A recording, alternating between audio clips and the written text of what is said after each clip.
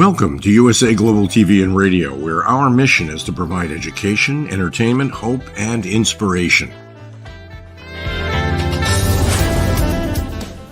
USA Global TV and Radio connects you with experts and audiences all around the world every single day to help you succeed in business and to live a richer life. Visit us at usaglobaltv.com to learn about career and life-changing training and mentoring programs like the Listening Mentor. Subscribe to our newsletter to stay informed about our special programs and offers. Discover how you can become a guest on one of our shows or a host or producer of a USA Global TV and Radio show of your very own. That's USA Global TV and Radio, where the doctor is always in.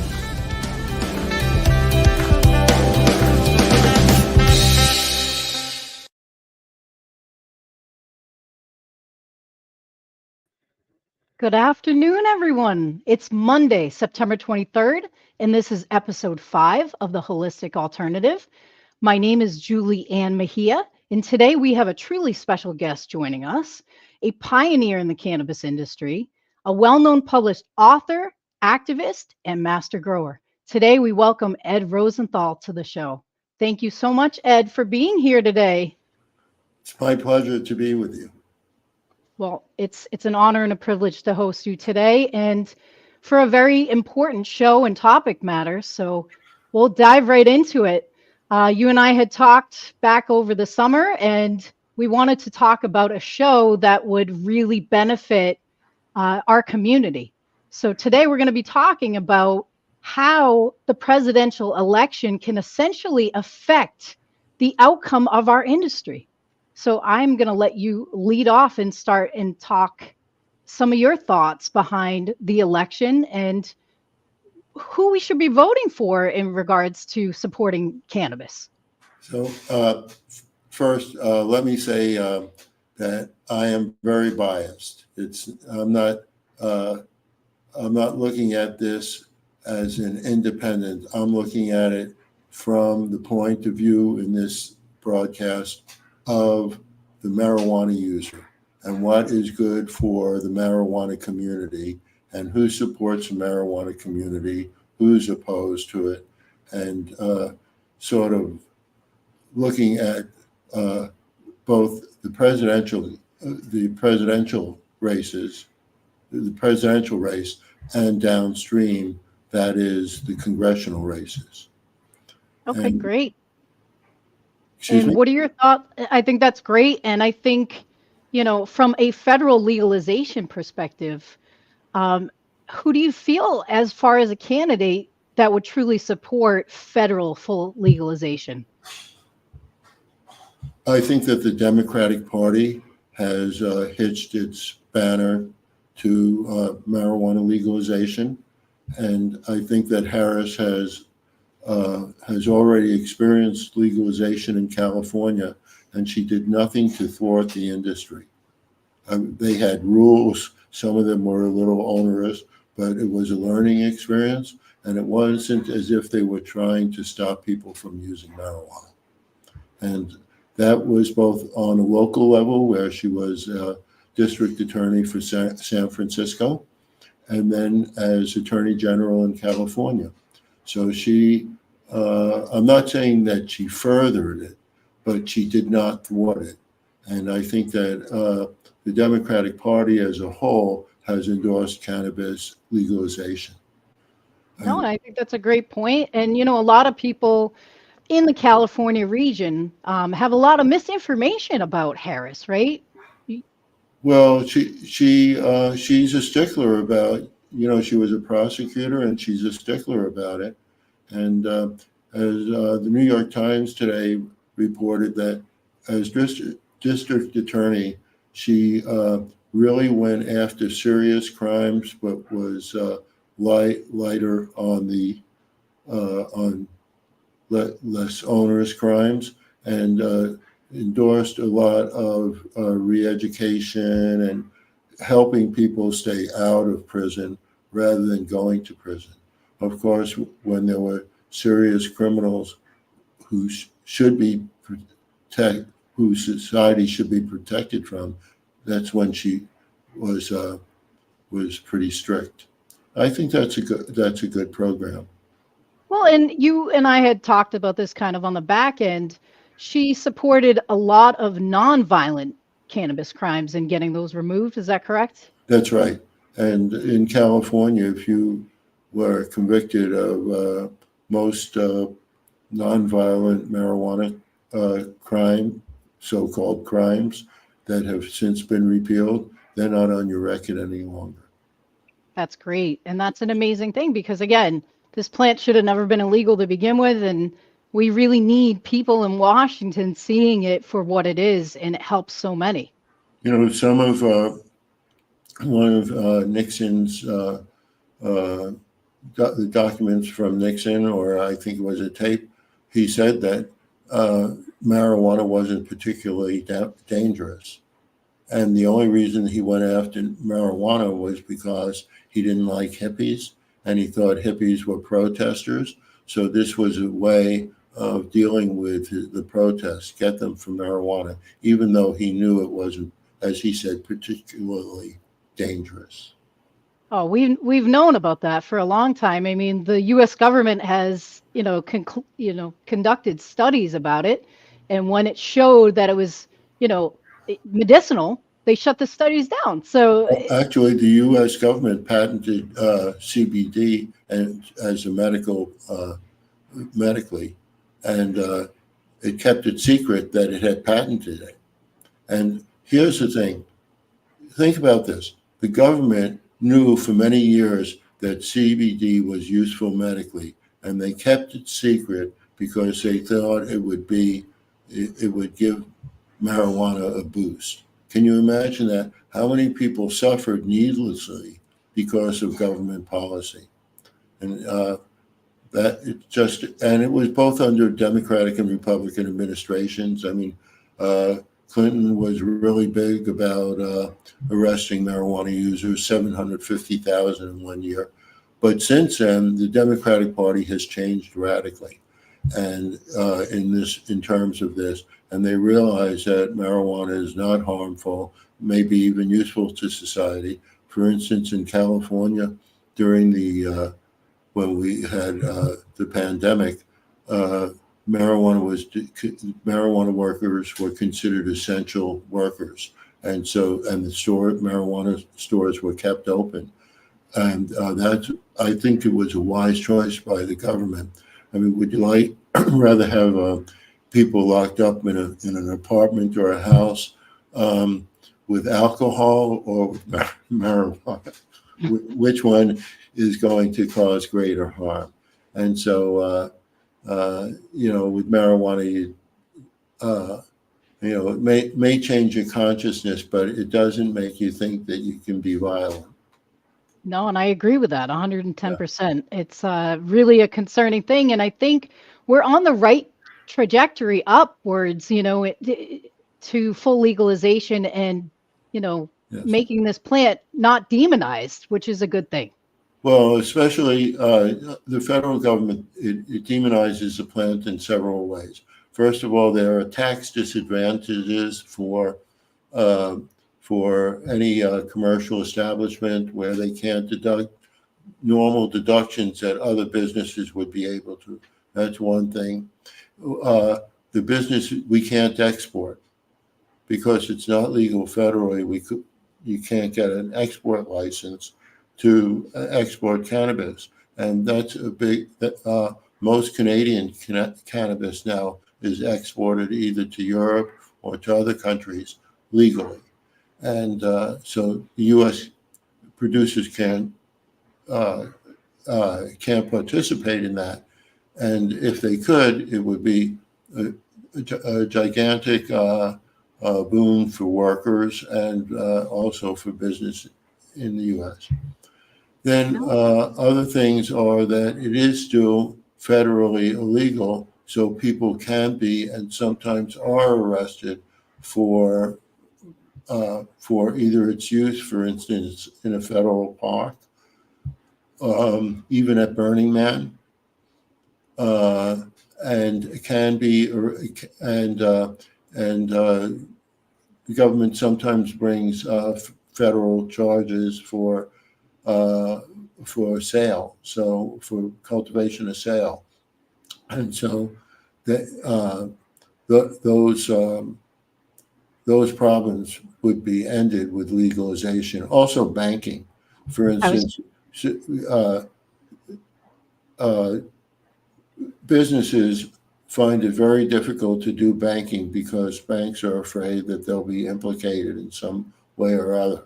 So it makes it very difficult for doing any kind of credit card purchases. And most people don't want to carry $300 or $100 or $200 in their wallet. They'd rather flip out a card. And by making it inconvenient, the government is thwarting business. No, and I totally agree with that. They need to open up banking for cannabis related businesses because, for many years they've operated as a cash operating business, and that's a dangerous thing. Yes. And it may, you wouldn't want a jewelry, consider cannabis on par with a jewelry store. It has some very high priced items that are very small and have high value.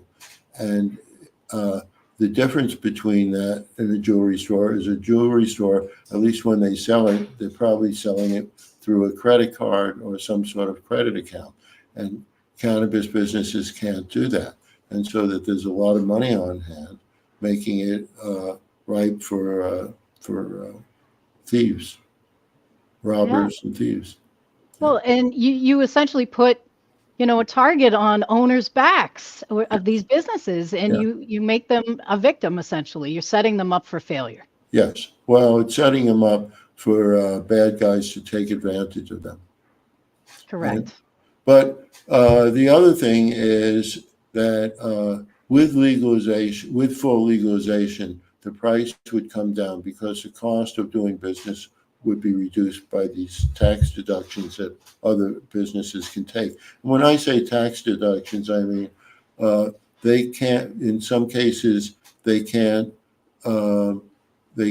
Can't claim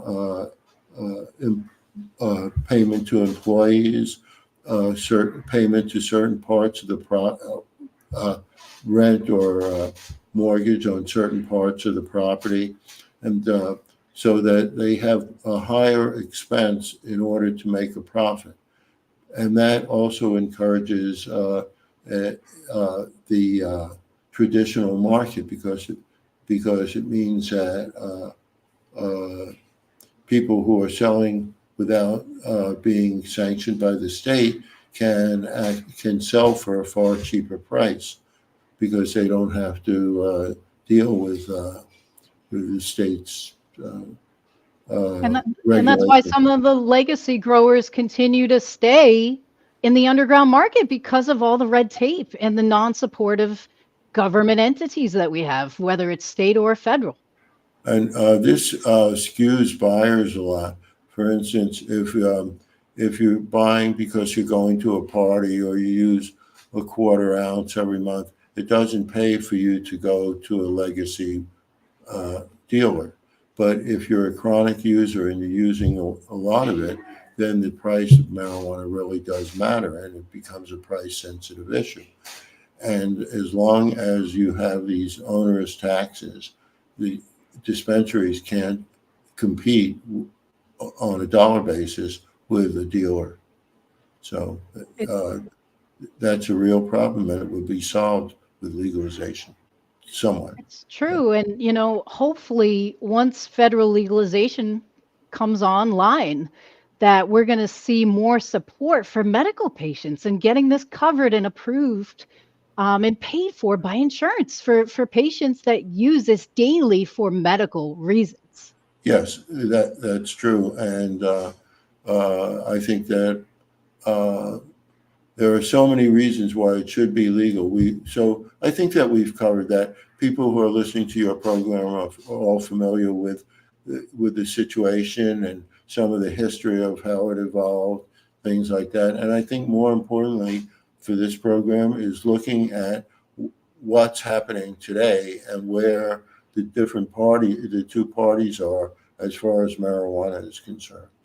So let's dissect that a little further. We haven't really talked much about the candidates. We have A and B, right? Essentially, we have two candidates. Harris is the Democratic, and we have Trump for the Republican. What are your thoughts on both candidates in as far as supporting the industry? Well, I'm not saying that Harris is totally enthusiastic about marijuana, but she lived with very, very progressive marijuana laws and did not try to subvert the laws or backtrack or suggest negative things. So we know that she is neutral to positive. And the people around her, they're progressive and liberal people, and they're very likely to smoke. And one of the reasons I say that is there was recently a study done that said that on a daily basis, more people smoke or use marijuana than use alcohol.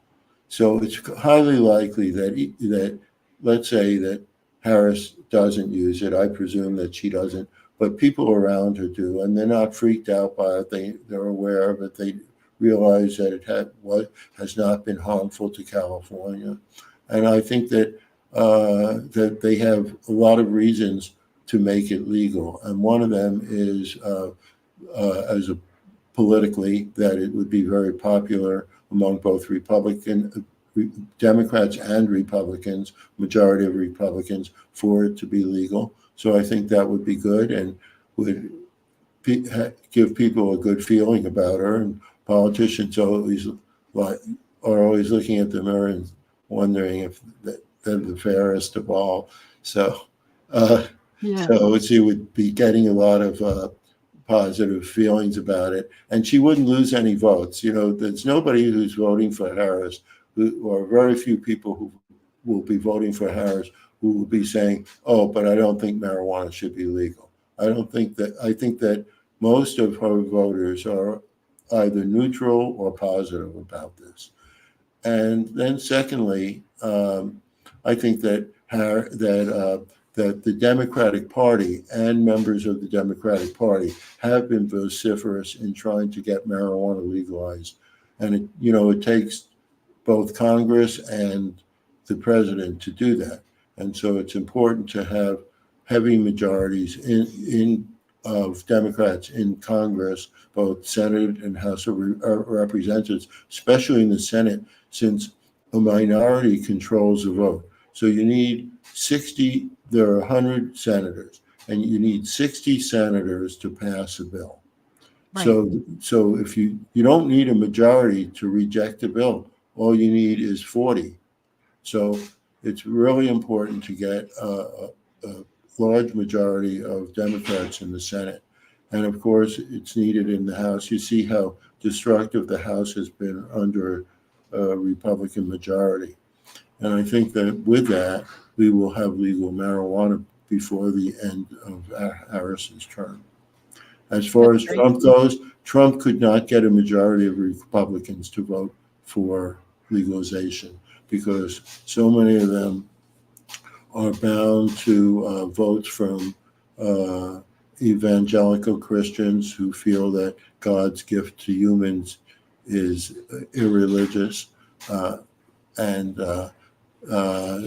so many conservatives there that even though a majority of Republicans think that marijuana should be legal, that once again that minority and controls the Republican Party and Trump. So I don't think he would make any effort to push it forward, and I think that he might reject. And I think that without him, Republicans won't do anything.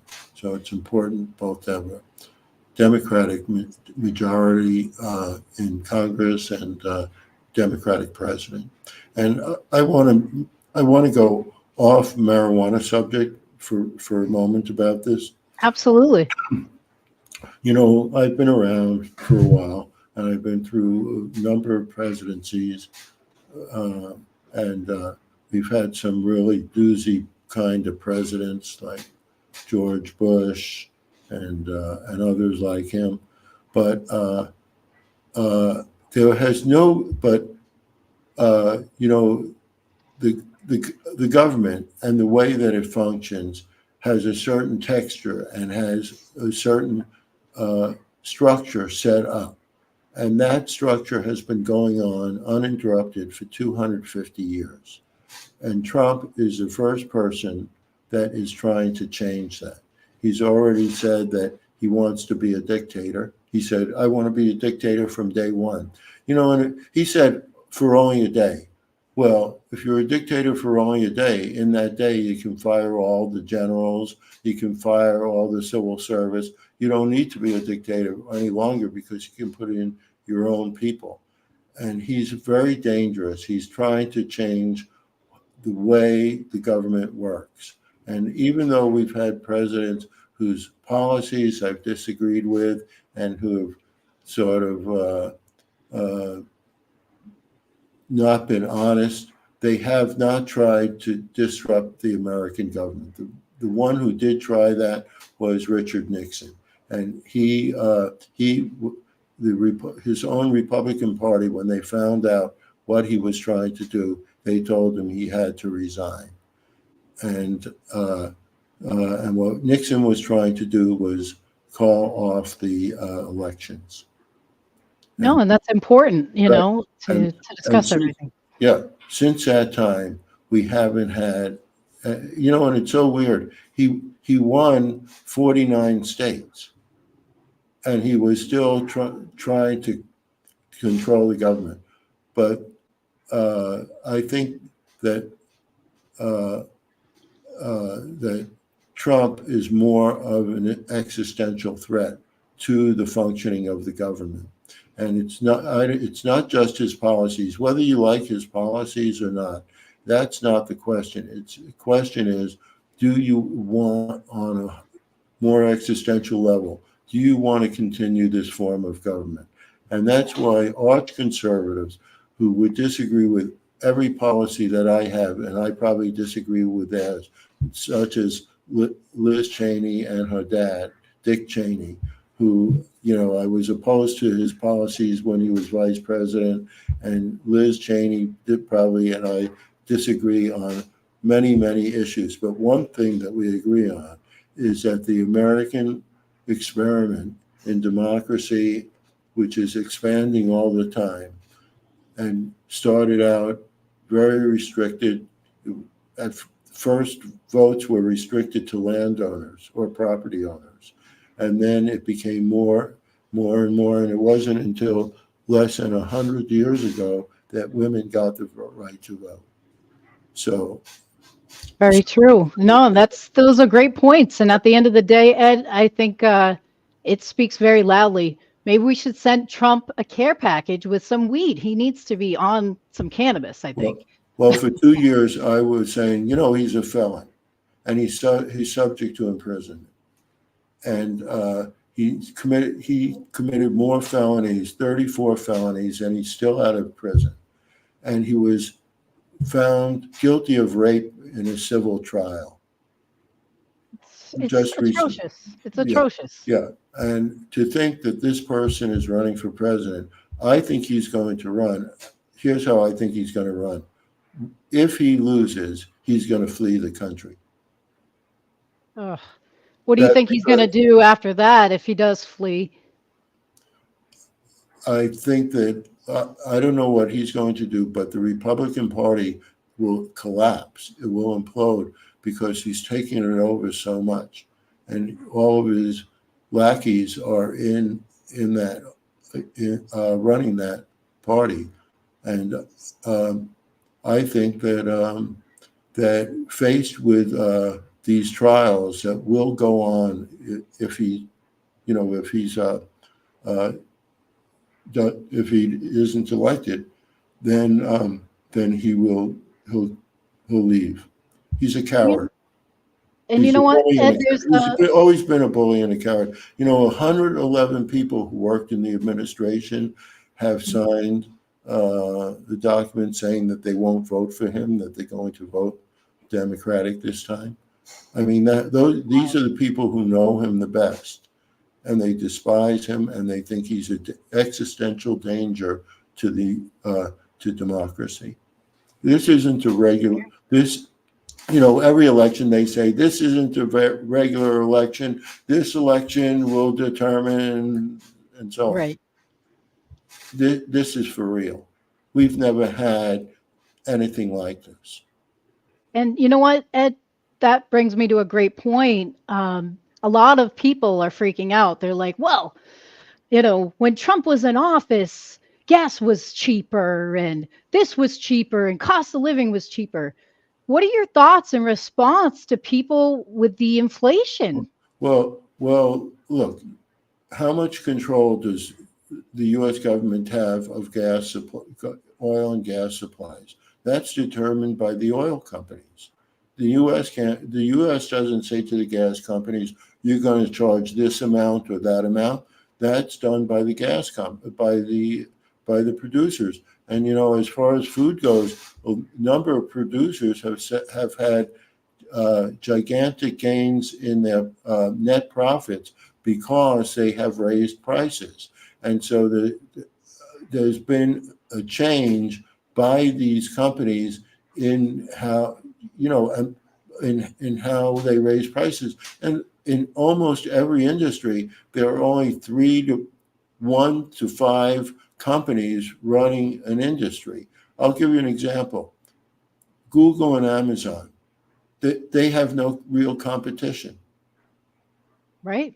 No, Right. you're absolutely Right. true. So they can control prices, and other companies, if you only have a few companies making making a product, then the competition is lessened. And that's happened in the pharmaceutical industry, where there are only 4 or 5 big companies, and there's only one company making Wegovy, which is a diet and heart treatment, and that company has such a lock on the market that it's changed Denmark's economy. It's crazy. And these pharmaceutical companies do the same thing. Take Apple. Apple has billions of dollars that it's holding overseas because it doesn't want to pay U.S. taxes on it. Yeah, it's So insane. we shouldn't be blaming the government on that. And in fact, the Department of Commerce and Department of Justice are filing on those. But these are these giant companies, and if they say beans are going to be higher this year, beans are going to be higher this year. And so we don't live in a socialist economy. We live in a capitalist economy, and the capitalists are the ones who determine the prices. Oh, thank you for addressing that question. It's a big question in the community. So what is would you like? You see, the thing is, the government has to deal with the companies, but they can't deal with them in such a way that saying, you're going to charge this much for that. Right, because that would be too much federal control over right. entities. Right. On the other hand, what they could do is have an excess profits tax on the companies. So if they're making these excess profits, and you could compare the profit as compared with the price of the goods. If they're making excess profits, then the government could tax those excess profits. And, which they should. They should be doing that. I mean, from a background of my background, even writing that legislation, the pharmaceutical companies are charging 10,000 plus percentage markup on some of the products they're making. Right. Well, think of it this way too. Trump says, "Make America great again." Well, I don't know which part of great again he's talking about, but maybe he's talking about the 50s and the 60s, and the white picket fence for white people around there. little cottage in the country and things like that. But when at that time, the top income tax was 91%. Wow. So you didn't have a buildup of these super rich people. You know, if you take the 5 richest people in the United States, they own perhaps 30 to 40% of the wealth of the country. It's Crazy. really incredible. But you wouldn't have that buildup if you had a more progressive tax rate. No, and I agree with that. And I Totally. agree with Trump then. Let's make America great again. Let's tax the ultra wealthy. And you know, people say, well, the ultra wealthy help Americans, right? You've heard that thing. Well, we shouldn't tax them as much because they create all these jobs and all of that, right? You've heard that Right. line. Yeah, of course. Well, think of this. Would Amazon would Bezos been able to make Amazon in Somalia Right. or in Good point. Ireland or Good in point. France? Mhm. Where would he be able to make it? He needed an infrastructure in the United States, an infrastructure of roads to deliver, an infrastructure of electricity and computer power and all of these different things. And most importantly, of trained, skilled people. And that only was in the United States. So Amazon couldn't have started anywhere else. So instead of we should be thankful to Amazon, Amazon should be thankful to the US for having an infrastructure that allowed it to be successful. And the same thing for Apple. Could Apple have that whole hub of Silicon Valley and Silicon Valley Annex all over the United States, could that have happened in any other country? No, because it didn't. No other country had the infrastructure. So the reason you can get these dynamic businesses in the United States is not just that we have great people. And by the way, a very high percentage of those people are actually migrants to the United States. They're immigrants. The people who started Google, for instance. They're the real American dream. Yeah, That's what the American dream is built. that's Yeah, right. So, for sure. And one person who understands it, I don't know his name, but it's a person who started Chobani, you know, the yogurt company. Yes. Yep. That's so big, and he says he couldn't do it anywhere else, and that's the truth of it. It's not. We don't owe anything to these big companies. They owe us. They owe it that the United States developed an infrastructure that they could function successfully.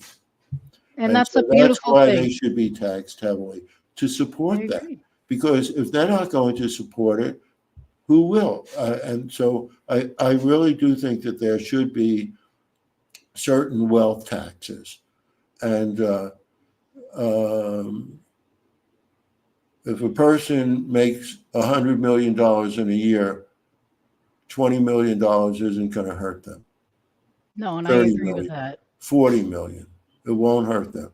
Just make them more anxious to make more money. Now, Ed, thank you so much. I really appreciate all your thoughts and your insight on the election and the future of the industry as being a pioneer in it. We're almost up for time now. I would love if you could just let people know your website and spell that for them. Well, That would be amazing.